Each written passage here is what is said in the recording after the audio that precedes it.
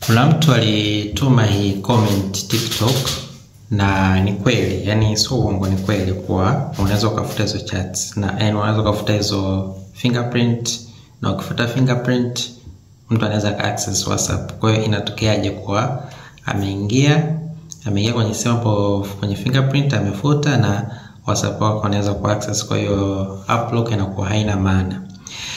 Ni kweli ila the challenge is ni kwamba yani kuweza kufuta fingerprint unabidi uwe na password au pin code ya huyo mtu ili uweze kufuta nini fingerprint. Kwa still bado upo salama kwa asilimia kubwa, kwa sababu mtu hawezi kufuta fingerprint yako mpaka aweze kupata password, hawezi kupata pin ili aweze kufuta fingerprint hata kama ana uwezo ku access simu yako. Kwa hiyo at some point ni upo salama, ila it's a very good challenge ambayo jamaa ame raise.